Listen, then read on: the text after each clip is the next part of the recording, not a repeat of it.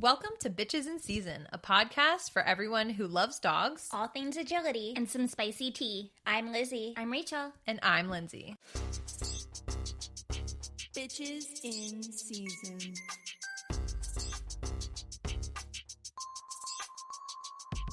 Welcome back, ladies, to Bitches in Season. Hi. I'm so excited for this week's episode. We're going to have a special guest, but first, we need to do our regular old recap of what's going on. And if I seem more exuberant than normal, it's because I'm very excited.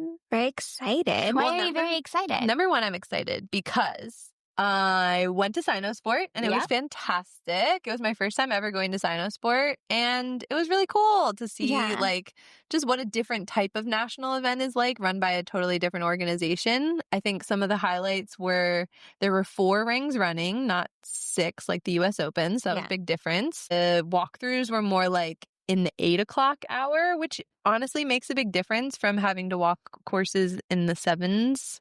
Yeah, I'm not the 6s. Well, yeah, I'm not a morning girl. I really am not. Yeah, you are not. And I do like to roll up right before the walkthrough and just be there last Still minute. don't understand how you do that so many times, but you are not like us. I love to just slide in. I like to get to the airport right when the plane starts boarding. Anxiety. Oh my God, I can't. I like to get to my having a panic attack trials. thinking about that. I'll never forget. Well, the last trial I was at was the Northeast Cup, and Charlie and I are there at 7 a.m. and we're like, "Where's Lindsay?" It's an hour. Like, Lindsay, where are you? She said, "Did you text her?" I'm like, "Yeah." She said she's here, and we're like, "You're about to walk in 5 minutes." We're like, "It's fine." Here. Well, I don't. With your one bag of treats and your dog, and your shoes, shoes in my hand, dog on a leash, no crate set up. Maybe a treats, maybe you steal from me. I do get a lot of "Where are you?" texts. Where are you? From my teammates. But yeah, the one highlight is that out of 90 plus 3-dog teams, me and Rosie Sutherland and Michaela Hyder got 11th place. Oh my God. Team. So that was really cool. I always feel like I can step it up for team events because I'm running with that pressure of doing well for someone else. Team events are my favorite. Yeah. Ever since I started USDA team. It's just another level of mental game to want to do really well for the benefit of someone besides just yourself and your dog. So I didn't do great in the team games. I wish I had done better. I had good plans and then just didn't execute. So I'm a little upset about that. But I did really well in team standard and team jumpers. And what day was that? The 4th day. Yeah. I needed a bit of a warm up. And what happened the night before? Oh, my BFF Lizzie just called me and told me how she wished she was there because she's my good luck charm and she was going to support me. And I gave you a little pep talk. And that's why I was trash, because she wasn't there, because she fucking broke her ankle or whatever. And I actually blame you. I probably could have done much better if it wasn't for you. But you always seem to do well when I'm at events with you. And then when I'm not there. I wish you could see Rachel's face right now. What the fuck am I? Rachel's shut up. You need to put me on a wheelchair. No. Wheel me to the US Open. You're both my luck charms. Yeah. Besties supporting besties. Yeah, true. But I did have a lot of little silly mistakes personally. And then Vision had only a couple vision errors, but one of which really pissed me off because we took 6 months off posting that photo. We took 6 months off of doing big events in order for me to get his seesaw under control. And what did he do when I had to do a blind after the seesaw? A Superman. Took off before it was even with the ground. So perfect. It's literally. And then his next seesaw, though, was flawless because I screamed at him. He drove to the end and I was like, he looks like he's going to jump off. And then I screamed one more time in his contact word, and he did ride it to the ground and wait until I released the Katie commentary in that video. She was like, you cool. better stay. You better stay. So yeah, that was really fun. I had a great time. I saw lots of people. I met lots of new people. There was a little cohort of folks from my club who went down, and it was just cute. I really like the event. Purina sponsors it, so you get some cool swag. Yeah. You didn't even bring it to show us. Bag, a Yeti mug, a nice little treat pouch. That's nice. A little frisbee, and of course, the Purina coupons, which I donated to someone who was collecting them for juniors. And yeah, it's just a nice vibe. All my favorite vendors were there. Yeah. Tori was there with Wild at Heart. I spent way too much money money. Of course. And yeah, overall, do. a great time. St. Rocco's was down there, so that was really cool. Would you go again? I think I would consider going again. I probably won't go when it goes over to Arizona. Yeah. So it's an interesting question because now that could definitely impact how much USDAA I do next year. Like if I'm not, I feel similarly. I'm not trying to qualify, like Yeah. I feel a little sad, but I mean, maybe I would go to like the regional or something because that was a good time, but I don't know how much local USDA I'm going to feel like doing. Emailing my Pams back and forth, and Pams were her teammates that she got randomly paired with. And they they're care just so like much the about nicest me. people. They love me so much. And they actually emailed me when they found out I wasn't there and asked how I was doing because they live up in New England area. And they asked what USDA trials I was going to do next year. So I ran into them and I like teared up being like, that meant so much to Lizzie that you told her that you missed her. It was very cute. It was so nice. But I have been having similar thoughts because I will not drive to Arizona with 2 dogs. Yeah. It's not a fun time. I drove to Purina Farms by myself with 2 dogs, and that was miserable. I'm not driving to Arizona with 2 dogs. And I really have a goal of going to the Open next year because fuck, I just want to go to a goddamn big event. I don't even care how I do. I just want to go to a big event for once in my fucking life with my dogs. And I'm going to go to one. Tell us how you really feel. Damn. But I want to do UKI because I want to qualify and get buys and get my Master Series buys and with both dogs. So, as you will. Yeah. I think that's going to be my goal. Yeah. Yeah. Nice. And also, one of us has a big announcement. Okay. Yeah. So one of us has a really big announcement. One of us is getting a puppy. A puppy? A puppy? A puppet? A tiny baby?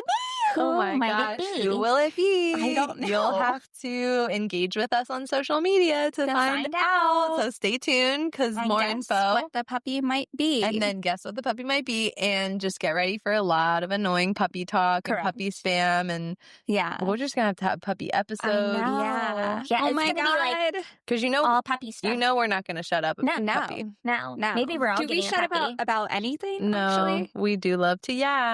All right. Well, let's get into today's topic. We are very excited to have another special guest. I'm really loving doing the guest episodes. I don't know about you. Same. And they've honestly been some of our most popular. And I was so honored and excited because this guest actually reached out to us and said this could be a cool idea. So I'm super, super, super excited to introduce Nadia Hall from Barking Dog Images. Say hi, Nadia. Hi, thanks so much for having me on. I'm really excited to talk about anything agility, but of course, agility photography.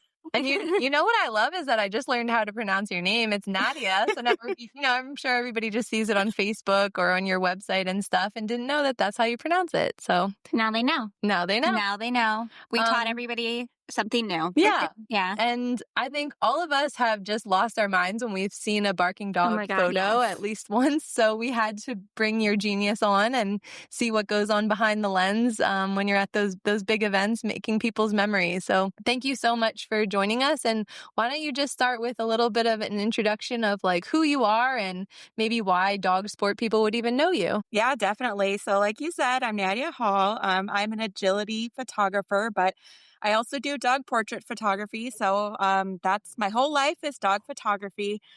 I live in Wisconsin with my husband and my 3 dogs. Of course, I've traveled all over the place doing photography. So sometimes people don't realize that I live in Wisconsin or live in the Midwest or even where Wisconsin is. All over the place. Yeah. Yeah, exactly. But I'm an agility handler myself. I've done probably almost every dog sport out there. So sometimes people know me from actually running agility versus photography or vice versa. So yeah, that's a little bit about me. That's wild. So I think, all of us know you for your, just amazing agility action shots. I don't even know if I realized that you did portraits, but tell us a little bit more about like your dogs. What kind of dogs do you have and what's your background? Yeah, definitely. So I have 3 dogs. Like I said, I have 2 golden retrievers. The oldest is named Hefeweizen after the beer. We call her Heffy. We're big beer people. Love. Perfect. You'll love all my dogs' names. Yeah, amazing. And so Heffy is actually the reason why I got started in doing dog photography and agility photography. When we got her, my husband and I, when we were back dating, we moved into our first apartment and I was so excited we could finally get our own dog. I grew up being completely obsessed with dogs and dog sports. I watched, the Purina Incredible Dog Challenge on TV, but my dad was allergic and he grew up in a culture where dogs weren't really accepted. So I never was able to have one as a child. So Same. We weren't either. Yeah. Yeah. So it's kind of funny to end up being this adult where my entire life is revolving around dogs. And we never had them as children. Yeah, exactly. That's so interesting. Yeah. I was just so excited to get our first dog as a couple, and I researched breeders. And at the time, I didn't really realize that there were different types of a breed, that there was a show line and a working line or a sport line. So we did go to a show line breeder. I love her so much, but we started taking puppy classes. We got into agility foundations, and she did a really good job at foundations. But when we started sequencing and, getting into trialing, she just really did not love it. And that's such a common story, I feel. So yes. we can all relate to that. Yeah. Definitely. And I didn't want to be that person that was like begging and clapping and cheering in the ring.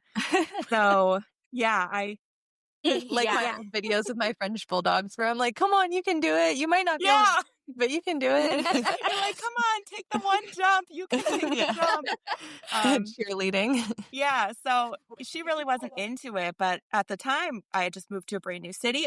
I just moved to Milwaukee. And all of my friends, like my whole group of girlfriends was from that class, all training together in that agility class. And they were all starting to trial. So I had a camera. I had been doing photography for many years. I was actually a landscape photographer. My husband and I would travel around to national parks and we'd camp and we'd drive to sunrises and sunsets. So I was doing mostly landscapes, but I was like, I have this dog. I've seen photographers at agility trials. Mm-hmm. Yeah. I want to be involved with my friend group. I want to see their debuts and watch all their wins and successes. So I started just bringing the camera to be with them and, to kind of give them that gift of having a photo of their dog. So that's really my dog not wanting to do agility is how I got into doing agility photography. At the trial, you wouldn't have time to be taking other photos. Yeah. That's so nice. Was it awkward if other photographers were at trials, or how do you navigate that if you're just there like taking pictures for fun, but there's like a trial photographer? I guess luckily for me at the time, there wasn't many people. There was only one person that was doing it. She would only go to some trials. So I would just go to the ones that she wasn't at. But it is really common, probably more on the East Coast too, that there are regular trial photographers. Probably a photographer at almost every single trial that we go to, especially for like AKC, especially. Yeah. So, I mean, once you kind of get into the field, you realize it's a little bit of a faux pas to show up and, give your photos to your friends for free instead of them paying the trial photographer who's there. But lucky for me, there just really wasn't anyone when I was doing this. So that's really good. Maybe you kind of got in early before it was so super common to have trial photographers at local events, right? Yeah, definitely. And still around me, there's really not many photographers at all. I actually don't have any photos of my Goldens. I have a couple. Oh my gosh. But yeah, it's really not as common around here. So it's hard to find somebody who knows my two dogs is like 300 at like 300 photos. Yes. Just from local events. Just from local events. Yeah, I've never gone to a big event, mind you. Like just from local events. Right. Yeah. Wow. I will buy every photo of my dogs. Wow. Yeah. Okay, so tell us about your other dogs. You're like, I want to hear what beers they're named after. I do. So naturally, after having a show line Golden who didn't want to do agility, I was like, let's get a field line Golden because that's what you do. So my second dog, Kona, like the coffee or like Kona, the beer. Yeah. She was a foster fail. We got her at 1 year old. So she's actually the same age my other Golden. They're both 9. She had a lot of issues, honestly. She's kind of like a behavioral nightmare, I'd say, but she loves toys. She loved running. I know you guys have talked about this on previous podcast episodes, but she had an over-arousal biting problem. Oh, wow. I know nothing about Wait, that. was she an Aussie? Yeah. I know, right? Aussie in disguise? Yeah. Yep. So our trialing debut kind of started off in CPE agility. I loved it because she would bite me and there were no refusals. So it was kind of great. Great. Keep going. But Yeah. it got to the point where she was tearing my clothes off of me yeah. during the runs. And so we ended up going through Worked Up and doing a lot of like different behavioral pattern games, things like that to really. Yeah. Hey, yep. I get it. Yeah. Yeah. But unfortunately, after a little bit of that, she was diagnosed with epilepsy. She started having a lot of seizures. We put her on a lot of different medication. And she was able to continue running in UKI speed stakes. And that's kind of where my UKI story starts. Yeah. So she ran speed stakes up until last year, retired her last year, and it was just our favorite thing ever. So is that common in Goldens to have epilepsy? I hadn't heard of that before. Not too much. She was just kind of a genetic nightmare. I know it's really common in Aussies, but Border Collies, Border Collies, yeah. Jardine breeds, it's very common. Well, that's so sad. I'm sorry. It's like you get one dog that's like a little bit too low, and then you get the other dog that's a little bit too wild, and then you try to find your Goldilocks. Which leads me to the third dog. So my Border Collie Porter, he's 5. He is the best boy. He's just like, I would say, the perfect Border Collie. He could do no wrong. He's just was born a good boy. But he unfortunately has some orthopedic issues. So he had a TPLO back in January. He had some issues with his knees. So we're rehabbing him now, but he's been on and off injured kind of his whole life. We did run at the US Open in 2022, and that was the best experience. But I've kind of been working through UKI levels with him when he's been sound, but he's been unsound more than sound in his life, unfortunately. I can relate to that. So, been there. Yeah. That's a difficult topic. Like, I think some people have even suggested we have a podcast about what it's like to manage your emotions attached to a dog that has on and off injuries and the ups and downs, emotional roller coaster of that. So that's really difficult. I'm sorry. Yeah, absolutely. And I think it happens to more people than we realize that you might have multiple dogs that can't run agility. And honestly, I think a lot of us find ourselves wanting to be in the sport one way or another. So you're either going to be a volunteer, a judge, a vendor, doing some kind of role where you can still be at these events. Like, I love attending the opens, and like, I want to be there no matter what, even though I don't have a dog to run right now. So I don't know, it kind of led me to growing my business and my career to this point. I always say, like, my dogs have been so injured that now I shoot national events. Oh my gosh. Well, I feel like I love that mindset of like, you've made lemonade out of lemons. Like, you were like, I have a tough situation. You know, I had a lot of dogs that weren't super into agility, and then that's how I ended up just having 5 dogs. And that was kind of an insane approach. But I like your mindset of like, I want to stay in the game and I want to offer something to the dog sport community. And I love that. And we're all benefiting from it. So that's really cool. So keep telling us the journey of like, how did you come to make this your own business? And like, now you're in the spotlight, really. You're the face of UKI national events, which is such a huge honor. And I just want to say congratulations. Like, everyone was very excited when that announcement came out, I think last year. I didn't even know who you were at the time, but like, then I started looking at your photos and I was like, oh my God, I'm so excited. You killed it. Yeah.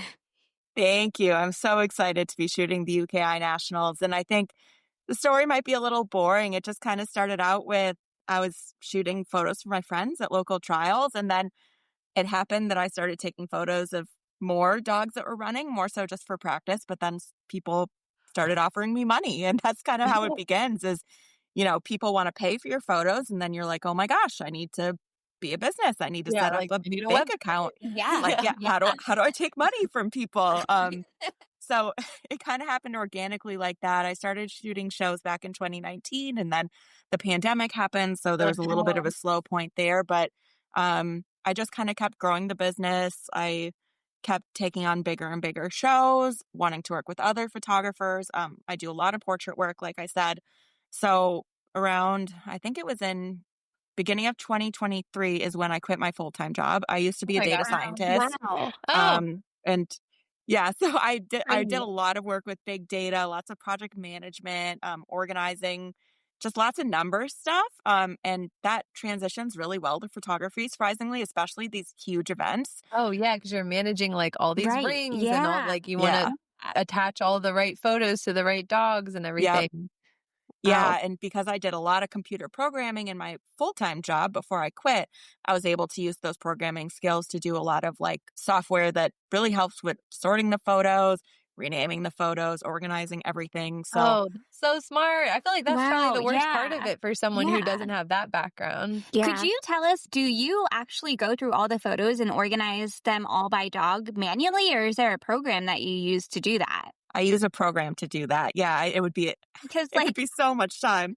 how would you do that? I mean, I just had to ask. So Yeah, that's a great question. Basically, all you really need is a link between something about the data of the photo and then the photos themselves, something about those. So, the name of the dog related to something like the file number, the timestamp, something about the photos that will associate it with the dog's name. And then you can use a program to sort them all into folders. Wow. And that must be so hard when there's like people moving around and dogs that are absent and rings that get swapped and all that kind of. And all the black and white border collies that look exactly the same. Yeah. So a photographer from our area, her name is Jo, and she posted this album after one of the regional events, and it was like all the black and white border collies. Oh my gosh. It was probably like upwards of 15 or more photos of all dogs that looked very, very, very similar. And the thing is, that's so funny.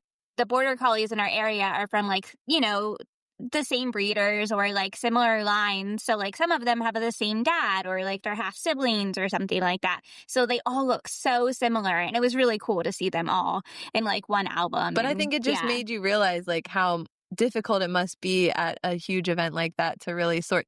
There's a By Blue Sheltie in our area that looks just like Vision, and sometimes I can't even, when I look at photographs of trials, I'm like, is that him? Oh no, that's not him. The owners can't tell. I don't know how you all tell. It's pretty funny. I do dock diving with my oldest golden, or she's retired now, but we did for most of her life, and I have accidentally purchased a photo of a different golden that looks just like her. Oh my God. That's okay. That makes us all feel better. Like if you do that, then oh my gosh, us mere mortals can't be expected to know. Oh my gosh, that's so interesting. Wait, so keep telling us, like, how did you work your way from like, I'm doing local events, I have my own business, and now you're covering these big events? Yeah, and it really started with working as a contractor or an independent photographer for other companies that were covering big events. I think it's really helpful to work underneath somebody else before you do them on your own, because you can really get a feel for what it's like, what the days are like, what needs to be done. Yeah. And so everyone who works for a bigger company usually has their own business as well. So that's kind of how you can gain experience, is by being an independent contractor shooting these events with other photographers who are running it under their business. Because like in your normal day-to-day, you don't need multiple photographers at a local trial, but at a big event, like how many independent photographers usually are there? That's a great question. For something smaller, like a 2-ring event, usually I'll plan to have 3 of us so we can kind of rotate around. Yeah. But for something large like the US Open, where there's 6 rings, I try to have 12 photographers. That way we can split the day between day and night. Wow. And then on top of that, I have 1 videographer this year, 2 sales staff, and then a couple support staff that help with the sorting of the photos. So it ends up being a pretty big team. Oh my gosh, that's crazy. So you're doing videography this year? Yeah, we just debuted it at the West Coast Open. And, oh my gosh. Those videos went out last night, and it's been so cool to see how happy people are. Yeah. Goal next year is to have both my dogs be sound. Yes. Videos of my dogs. So that's like my dream. Like I see the videos and I'm like, I love photos. I would cry. I would cry. I feel like that's a big thing in Europe, to have those just really like dramatic, high quality. Yeah. And I was lucky enough to have Darcy make one for me at EO. Oh, yeah. And like, even if I did terrible at tryouts, I still will always have that amazing video that like just makes it look so cool. And like the music she chose is so emotional. Like I pretty much when cry you sent it to me, I started crying. I was like, oh my God. And I like watched it like 10 times over. Yeah. it's such a Absolutely. special Yes. thing. Like, our dogs are only with us for a short period of time, and like I get to have that forever now. And I love the photos, but the video just adds a whole new element. Yeah. I'm sure people are just like so excited about that too. Yeah. So excited. And I agree with you, Lindsay. It captures something so different. I don't know how the same camera can capture something that's so different, photos to video. But yeah, it really gets that kind of like poetry in motion feeling, and then also more of the relationship between the handler and the dog, because we're able to like follow you around outside the ring as well. I'm sure Darcy did that with you. That's so cool. That probably adds a whole new logistical element to you, you know, pre-selling them, lining it up, coordinating with people. It's not just like I sit in a chair and we capture this. Like that adds a whole new layer of complexity. How are you managing that?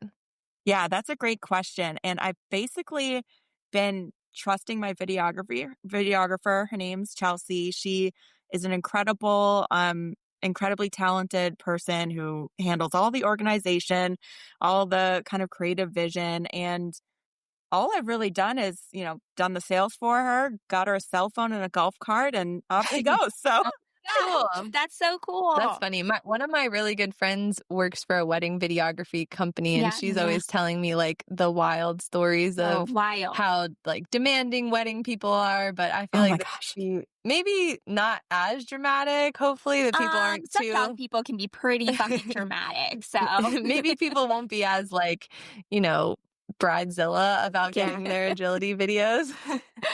Probably not. There's usually multiple chances at each moment. Like there's going to be multiple A-frames. There's going to be multiple tunnels. But I'm sure some people do think each national event is equivalent to a wedding. So that's true. That's true. So I want to go back to like contracting with other businesses to cover these events. And like, I love hearing that you learned a lot from that to get that experience. Like, what are some of the things you learned from working for other businesses? I think just really learning about the volume at a national event versus a local trial. For example, our local AKC shows they cap at 250 runs per day, and that might involve anywhere from 75 to 100 dogs total. So when you're going through all those photos at the end of the day, you're making folders for the dogs, sorting them. It's just such a lower volume than you would have at the US Open, for example, where each ring's going to see between 500 and 600 runs. Wow. And then people are expecting the tablet previews the next day. They're expecting they've got their pre-sale package, so they want their photos right away. So it's just that kind of transitioning from just the smaller volume of a local show to really the large volume that you have to deal with day after day, because it's not just Friday, Saturday, Sunday. Now you've got Wednesday and Thursday involved too. So it's really just learning about the management. So long. Like, the days themselves are very long, and then I'm sure you're up early, up late. Like, how do you manage that time sink that you have to spend? And I don't know, your energy levels and everything. Yeah, that's a great question. I think I always tell the staff it's more like a sprint than a marathon. So we prepare as much as we can, but they're going to be long days. We're going to get up early. We're going to stay up late. I always tell my staff that I value sleep above everything. So I'm not going to keep them up going through photos. We don't finish what we're supposed to finish that night. We just don't.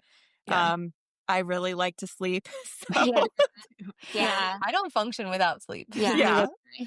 Me neither. And when I've worked for other businesses, they might have a different philosophy about that. But I think putting my staff first has really helped me with retention. And a lot of the people who work for me now, this is their third or fourth year going on working for me.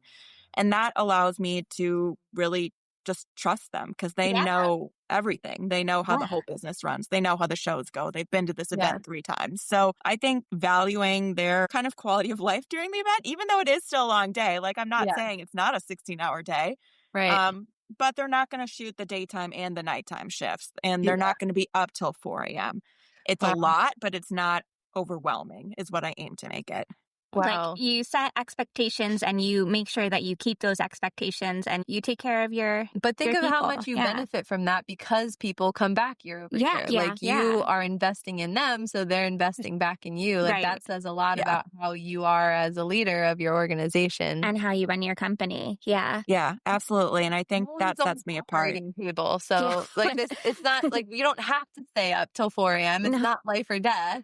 And it's dog photos. Yeah. We will live. Yeah. And I agree with you. Like, that is what sets you apart. So that goes a long way. I appreciate you calling that out. And I think it makes people want photos from you even more because they know how you run your business.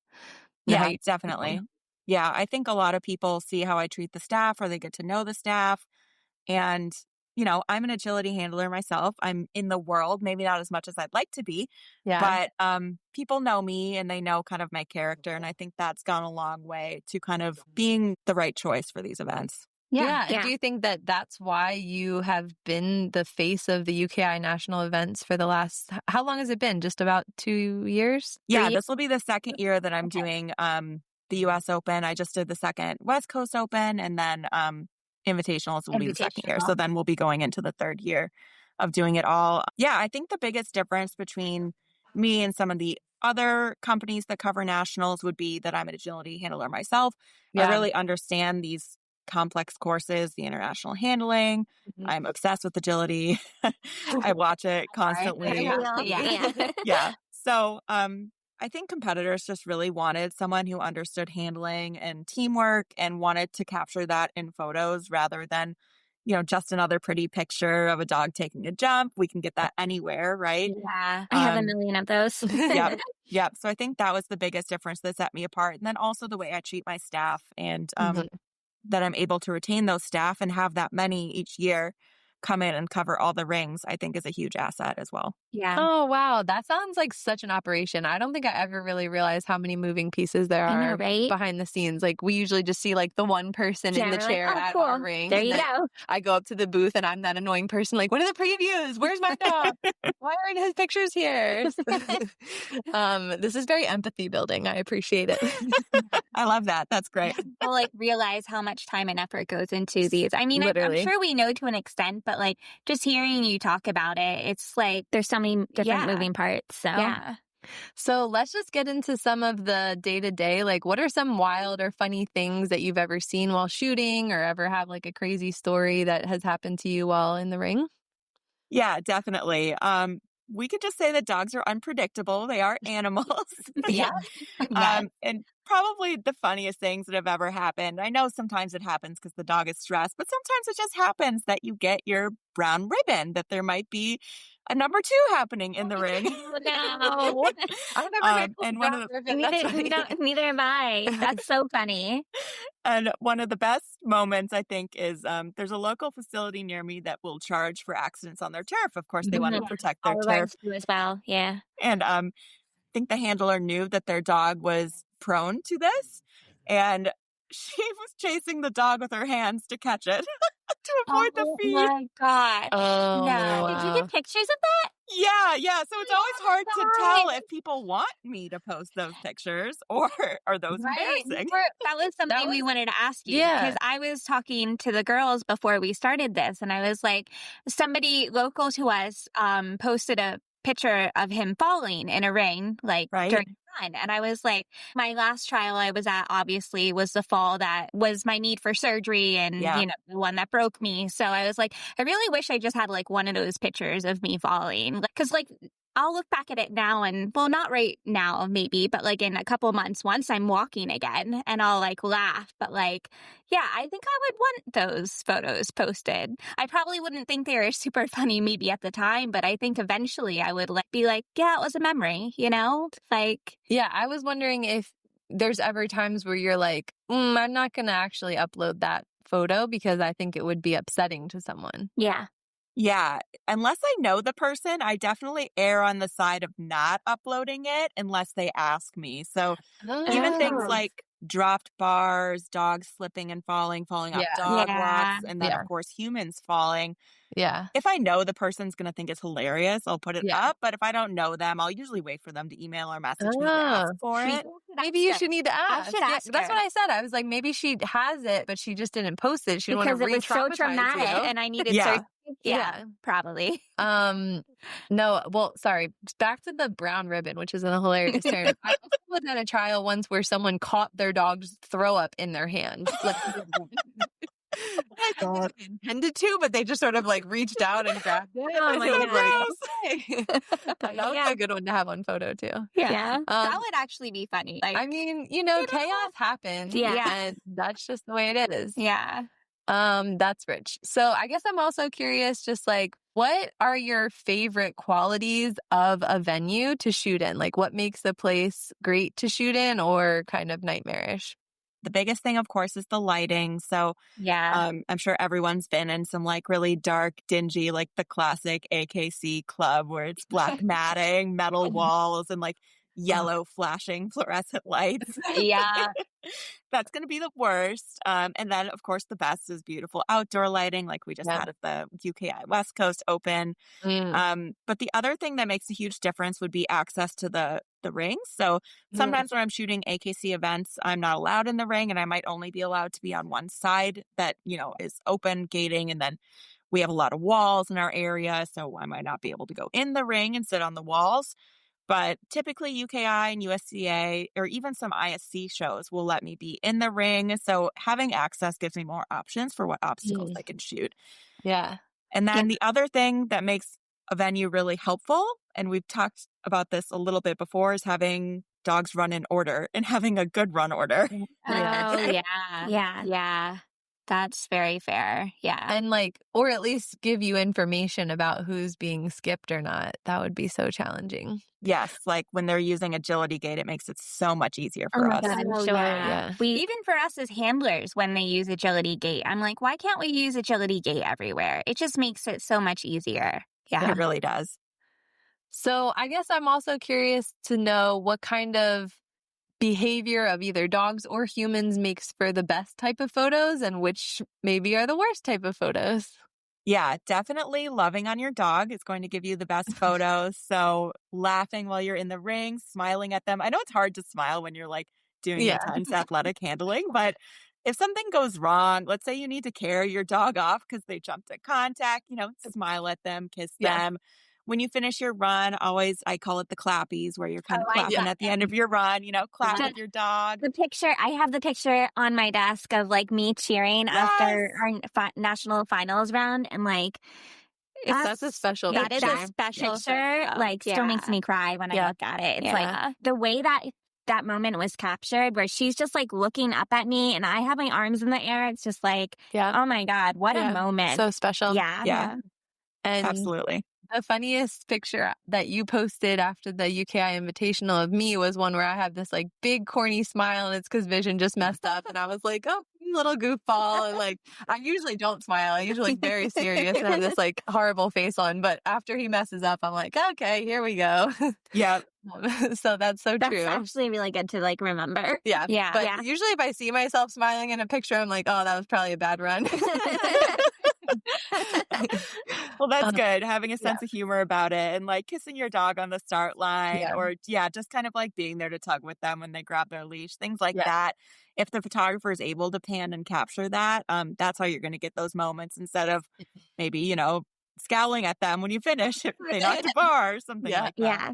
Or just looking so serious and in the zone, it's not that serious. Yeah, serious. I guess I was thinking about how I really like photos that I'm in and not everybody does. How do you manage that? Do you try to capture the handler, or do you have some people who are keep me out of it? That's a great question. And I found that it really depends on the venue. So most UKI handlers, I think, are really proud of what they're doing out there with their dog. The courses are so advanced and difficult. You have to be handling almost every obstacle nowadays. So, of course, you want to be in the photos because you're half the team, or at least that's how I feel. Yeah.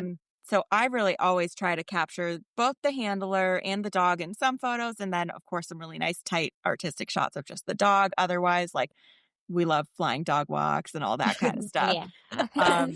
But I have found in other venues like AKC, people might be more body conscious. I mean, it's a whole sport full of women. So there's going to be a lot of body sensitivity or body consciousness. People asking me to crop themselves out. Yeah, it's funny you say that. I'll never forget. I was still pretty new to agility, and I ordered a bunch of photos of my dog Obi and I, and the photographer emailed me back, and a number of them I was in the photo, and he was like, do you want me to crop you out of all the photos you're in? I was like, no. Like, I ordered them because I was in the photo with my dog. Right. And it was an AKC trial. And I like wonder if that's maybe because a lot of the AKC people now that you say that, ask for themselves to be cropped out. Yeah. Like, I love when I'm in the photo with my dog. I know, but I think a lot of people are like that. Like, I organized a videographer to come to our club, and some of the people were asking him, like, don't get me in the shot, just the dog. Mm-hmm. Yeah. And it's, you know, I have the main character energy. Like, I want to be, I want to be in the shot. Yes, Vision's the star of the show, but I'm like, so am I. I'm the supporting actress. And I don't know. I like the shots that show our relationship really and like the connection. And I love the way you said like poetry in motion, because it does feel like you can see how we're like reading each other's minds. Mm-hmm. And that's the magical part of agility for me. I'm thinking, what makes a photo magical to you? Like your favorite obstacles? I know you talked about those kisses and the claps and stuff, but what else makes a photo really magical? Oh, that's a great question. I think my favorite kind of photo is something that shows counter motion, because it's something that really makes your training shine. And I don't know if I'm just really nerdy about dog training, but we put so much effort into the dog committing to the obstacle and moving away from us while we're moving forward. So things like really tight wraps where the dog's going one way and I'm going the other. We can get some nice like reverse spins or things like that. I really nerd out about like you have something that shows the training that you've put into running this course and how technical it is. That's like that. I'm so happy you said that, because the first picture I ever bought of Vision was actually, it was during an FEO run, and I have a toy in my hand, but I am going one way and he's going the other, and he was probably just under 2 years old. And I remember thinking to myself, like, I'll never have a picture like that. Like, I'll never have a dog that's like that. I would see like really experienced handlers and they'd have the dog going over the jump and they're booking it the other way. And I just thought that was like the coolest, like, what kind of witchcraft do you have to make that your dog do that? And once I got that picture, I was like, oh my gosh, like I've made it. I did it. I'm there. You have another one that you got from, was it AWC? Oh, yeah. And that one was a really good one, too. Yeah. Where you're going one way and Vision's going the other. And that was such a good photo. It's just like really, I agree with you. It really highlights how hard I've worked on obstacle commitment and how hard the dog works to trust me and I can trust him. Yeah. I'm so glad you said that. Those are my favorite pictures, too. We'll have They're to the coolest. You'll have to like send us pictures that we can post when we share this on social media that highlight that. I guess I'm asking you guys, what are your favorite obstacles to buy pictures of? Dog walk. Yep. Dog walk for sure. And I know that's a lot of people's answers, but like, because I do have a fluffy Pembroke Welsh Corgi, and especially if I can get all 4 feet off the dog walk, and it's not even as magical as like a border collie and they're like, 5 feet off the dog walk, but like, it just looks like she's flying and the fluff is flying. And it's just like so cool to see her running full speed across that. I also love the tunnel shots you've gotten of her. And like, she just comes out of a tunnel with the goofiest expression on her face. Oh my God. Like, she's definitely like at her happiest coming out of the tunnel. And all of the tunnel pictures I have of her where she's just like, could not be happier. I always buy them. Done. Yeah. Hands down, done. So, yeah, definitely tunnel shots and dog walks are my favorite. What about you? I do not have a running dog walk, so I don't have fun running dog walk ones, but I do love weave photos. Like, Obi's always screaming in the weave, so his mouth is wide open. And Cassie is just like the happiest little go-lucky guy, and he just looks so happy, and his ears are usually pointed up, and he just looks so cute. I just love weave photos because I think there's so much expression and like their feet, and it's just, they're fun. They're really fun. So that's true. Yeah. I always like tire photos because I feel like it represents the dogs in a really cute way. Like if I ever make a team again, I want to get like Vision shirts made with like a tire and just like a tire. I know that's a very like iconic dog photo just like coming at you through that tire. And there's a photographer in our area who it's the husband of a competitor. when the wife isn't running, she will take candid shots of people just like warming their dogs up. And those are some of my favorite ones. Actually, like me just like having Vision do a hand touch or just like sitting on the ground playing with them. Like I actually, these days I have so many photos that I'm like, I want another photo of his stunning, beautiful jump form. He's such a nice jumper. Or do I need that other floating dog walk picture? Probably.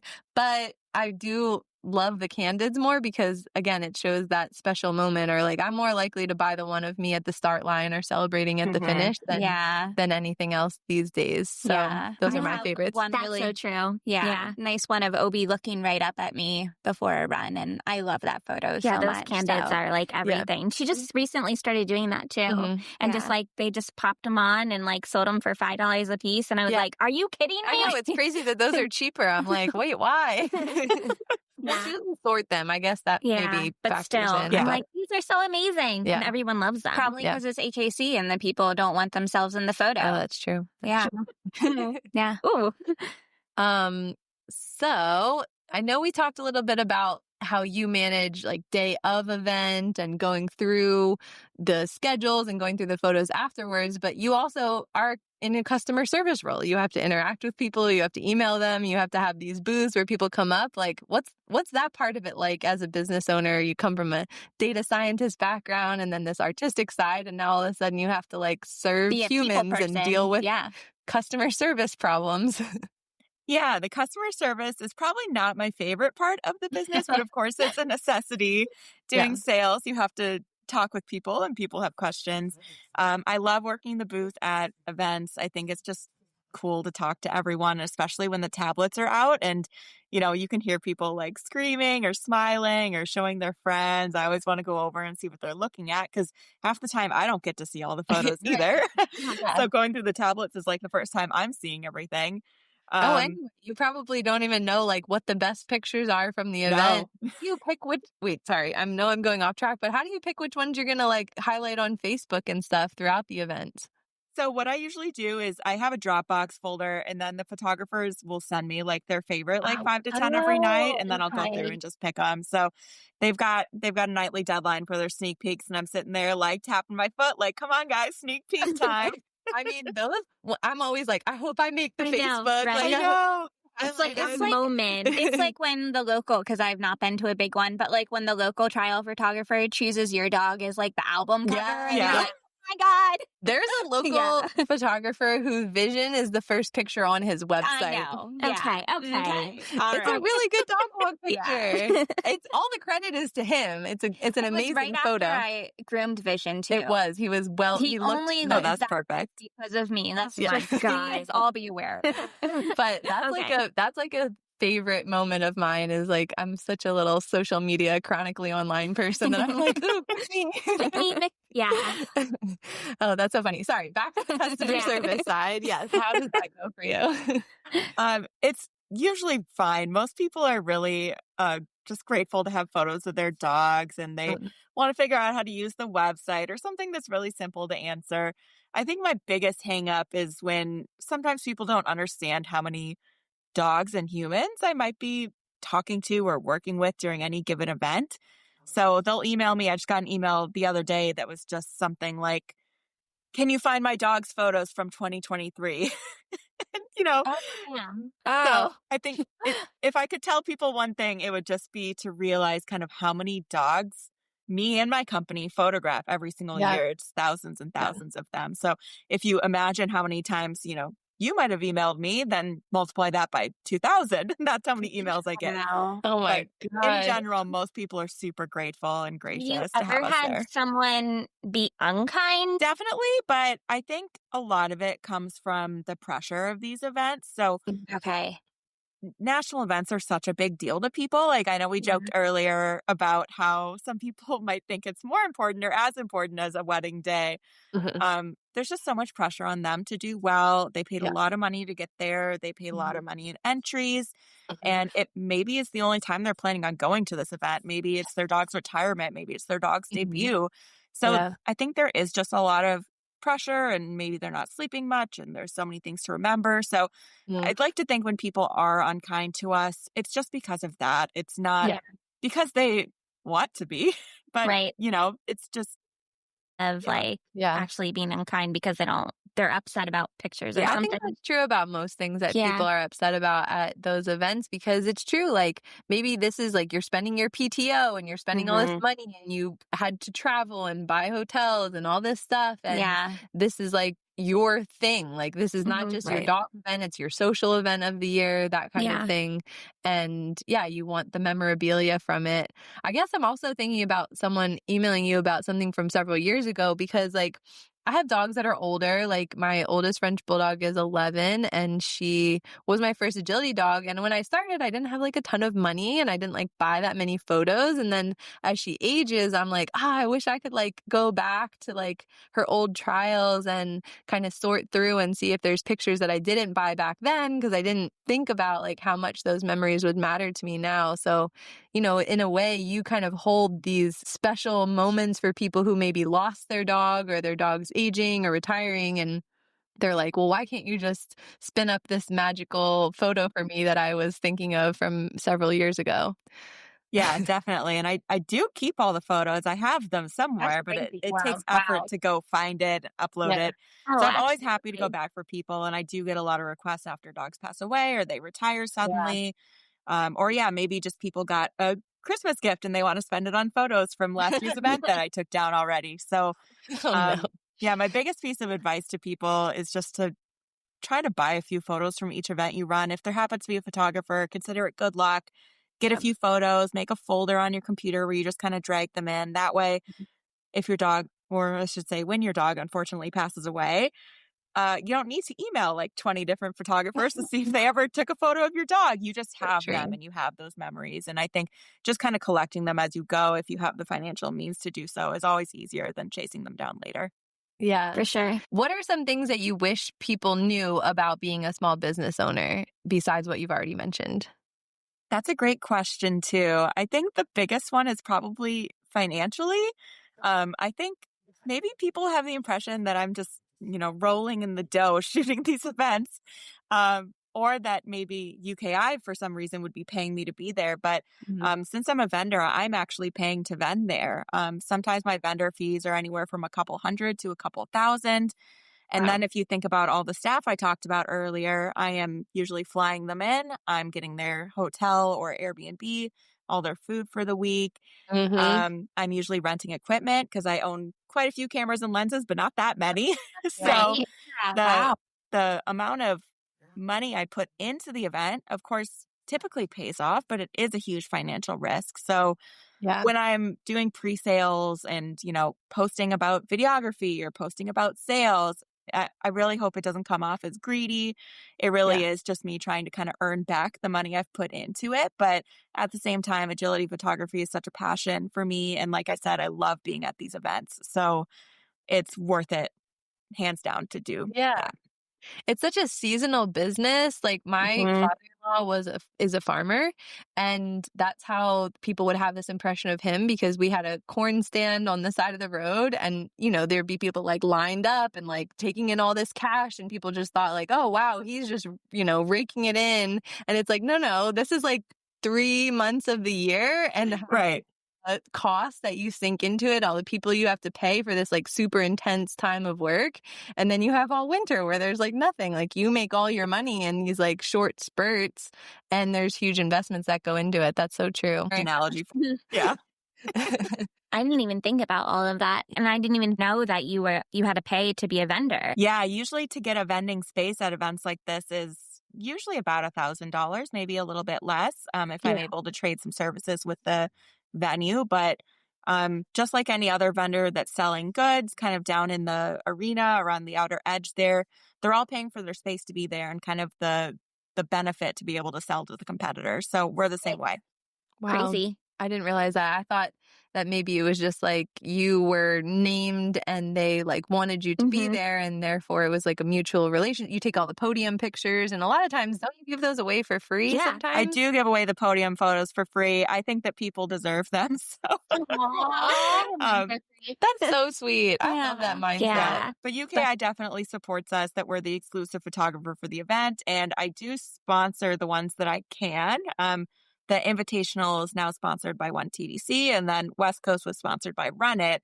But for the U.S. Open, I am the sponsor, I believe, of Winner Takes All Jumping. So that's fun because I get to give away prizes and stuff. Oh, that's so fun. Nice. So let's do a little quick rapid fire before we give you a chance to ask us any questions if you have some. So what do you think is the most photogenic breed? And you can be as biased as you want. Yeah. So for these questions, I wanted to go by color instead. So I think the most photogenic dogs are definitely Merle dogs. They just... What color Merle? Red Merle, Merle. There is all Merles, especially if they have like contrasting eyes, like anything really cool colored eyes, and just Merle dogs just photograph better. Sorry, other dogs. It's true. I love my OB photos. So. Are there any less photogenic colors or breeds? Black dogs. Sorry, black dogs. But I know that's going to be most border collies, but especially if they have dark eyes and it kind of blends into their coat, it just makes them really hard to photograph, and it's hard to capture detail in their coat like you could with a colored dog. So, all the black and white border collies, it's just hard for us. My really black brindle Frenchie in a lot of photos is just always a blur. Like you couldn't really make out any true, like she had brindling in her. You could never see it. It was sad, but I think black dogs have that striking presence in real life. So that's the trade-off. They do. Absolutely. Do you have a favorite dog you've ever photographed, or, well, you can even say your own, but any standouts in that area? Oh, I hate photographing my Goldens. They are so poorly behaved. So definitely not my dogs. I think my favorite dogs in the agility ring to photograph are what would be considered like an off-breed. Like, for example, there was a local woman running a Borzoi by me, and I just loved her. Shout out to Karen and Helen, because they were just the coolest pair to watch. Like giant braids that have to duck into the tunnel, or just a braid you don't really see doing agility. Yeah. It's just always so fun to capture them in the ring. That's always really cool. Any photos you've ever taken that make you just gasp mid-shot, like either in a good way or maybe a bad way? Oh, typically a bad way, and I'd say dog walk falls. They're always so hard to watch, so hard to, I'll sometimes just be clicking instinctively. And we take photos in bursts, so when we press the button down, we might be taking 5 to 10 photos at once. And so we end up getting photos of these falls that are so painful to watch. And sometimes it's just hard to be in a ring, for example, where like dog walk falls are happening pretty commonly. Over and over, but I would love to gasp more in a good way. I wonder if sometimes, though, like you can give the owner some degree of evidence about what happened. Like, was it a bad approach, and do you have that on camera, or was it a slip of a paw that they couldn't see in real time, and you have now that documentation? Maybe that could even be supportive of the efforts that organizations are making to gather data about dog walk falls. So that's kind of a positive of it, even though it feels bad to be photographing it. Yeah, for sure. That's true. And when people reach out to me to see those photos, even if they don't want to buy them, it usually is trying to figure out what happened. Yeah, that makes sense. Any weird photo requests you've ever gotten? I think it's weird when people want to see like maybe different sides of their dog. Like I typically try to photograph their face, but people might ask for things like, can you get a photo of their toes, or them like going reverse over the jump, or I don't know, kind of like weirder things like that.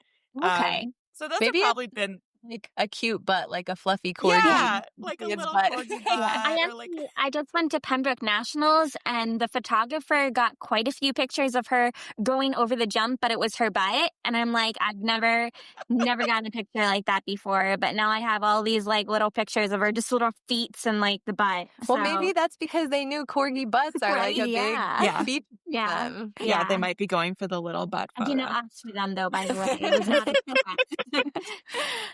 do you think that there's any photos that you put up that people don't like, or, would be upset by ever? Yeah, I think that I have kind of transitioned my ideology on missed contacts. I used to never post missed contacts, but then I started getting so many requests for them, specifically for the Shit Dog Handlers Unite Facebook group. That's so funny. And people just really wanted to buy photos of their dogs jumping the contacts. And I think with the rise of running contacts is the rise of missed contact photos. Yeah. Oh, yeah. So I have transitioned now to posting them because if I'm shooting the contact, I guess I just post them for all dogs. But I really feel like salty, kind of like, do people think I'm doing that on purpose? Yeah. I'm gonna lie, at the Invitational this year, Vision had a massive A-frame problem the whole time, and all my A-frame pictures from you are him like being so bad, and I just jumping the whole thing. Yeah. like, damn it! Like, why do I have to look at that again?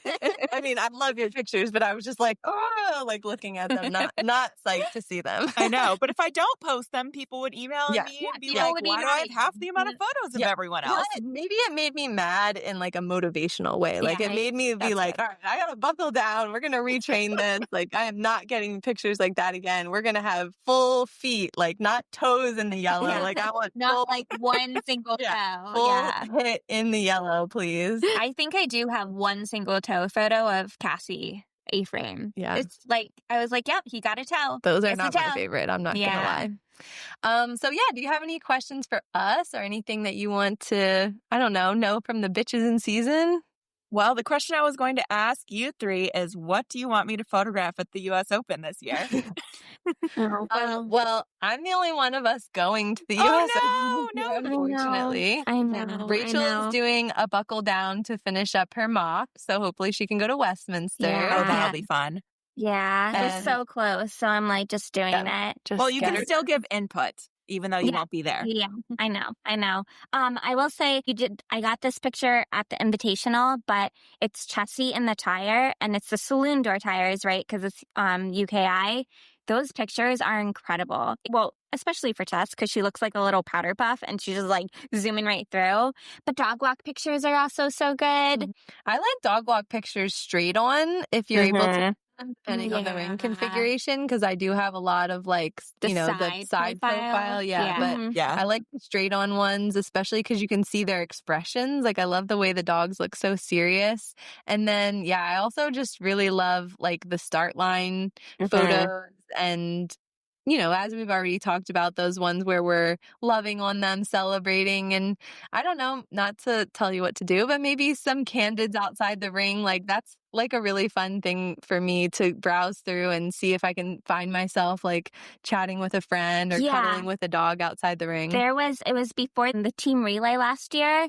And I noticed that the photographer was taking pictures of like team members, like playing with their dogs before they were running. And unfortunately, the photographer didn't get the pictures because her camera got messed up, which was totally fine. Yeah, but I remember I was like tugging at Chessie and I thought she was taking pictures and I was like, I cannot wait to see those pictures. And I was like almost more excited about seeing those pictures because it just shows the connection and like, there's other dogs running and she's like, but she's still like so connected with me. Like those almost mean so much more because it like goes to show all the work that I put in with her, like the bond that we have together. Not that those jumping pictures and the dog walk pictures aren't incredible, but there's just like all of that time and effort and like the relationship we share with that dog is just like, it's just, that's why we do this, right? Yeah. So I really like those pictures a lot. What do you like, Liz? I have so many photos of like the end of runs where I look so happy and Cassie has like so much expression on his face.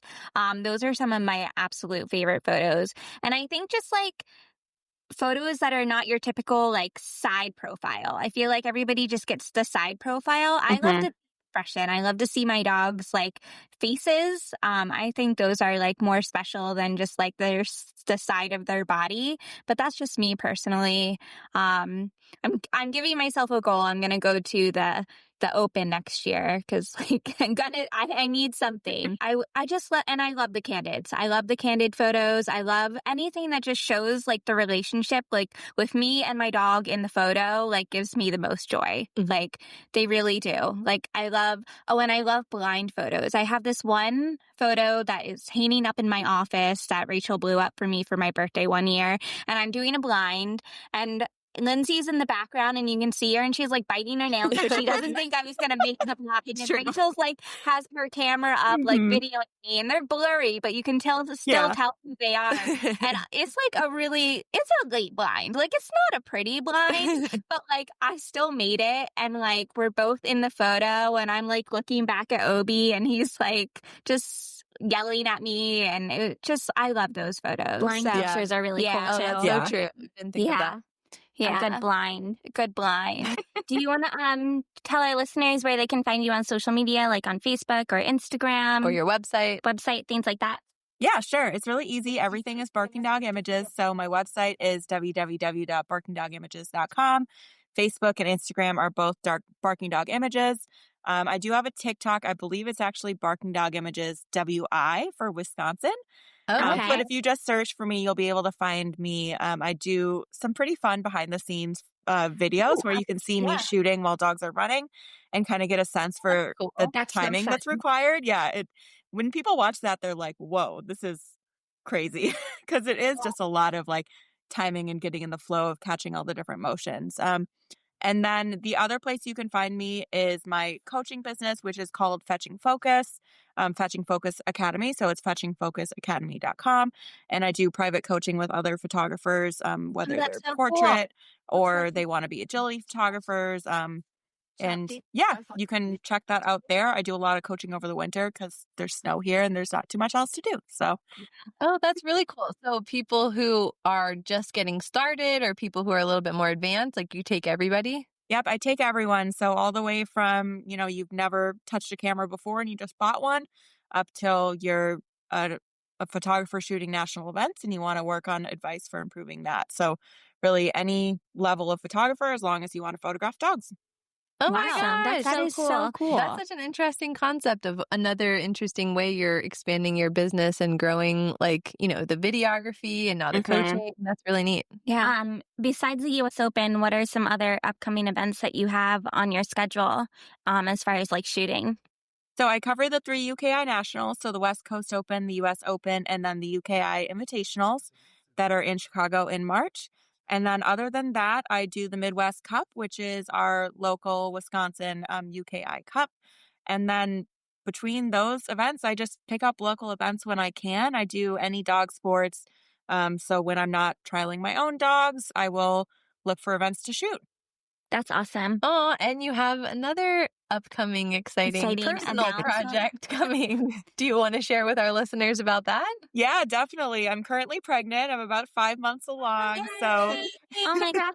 We will have our human baby. At the U.S. Open working 16-hour days while like 6 months pregnant? Yes. And don't worry, I have a golf cart. I will not be waddling around the entire facility.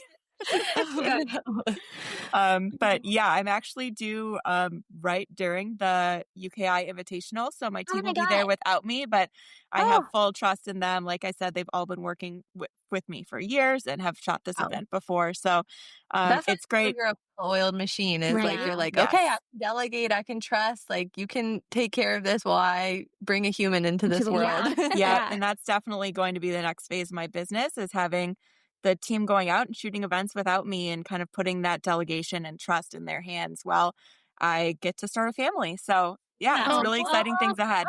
You are inspiring as like this girl boss, like do it all, pulling an empire out of just something that you're passionate about. Like you're living the dream. I'm sure it doesn't feel like that day in and day out, but I hope it comes across as very inspiring to others because it was inspiring to me. Yeah. And we all appreciate, even though I've never bought a photo from you, I will one day. We all appreciate dog photographers at our events, and we will treasure those photos for literally forever. Yeah, so. You're giving people something priceless. So. Exactly. Yeah. Thank you all so much. That's so sweet. Yeah. Well, thank you so much for hanging out with us. And no pun intended, you're giving us the full exposure to the whole dog photography world, and we just really appreciate it. Thanks so much for having me. Well, that's a wrap on this week's episode. Rachel, where can our listeners find us on the internet? You can find us at Bitches in Season on Instagram and TikTok, and on Facebook, Bitches in Season with a 1 in it. Oh, stupid Facebook makes us have a 1 in the word bitches. And you can listen to us on Apple Podcasts, Spotify, Amazon Music, and YouTube Podcast. Thanks for listening, and we'll see you in 2 weeks. Bye!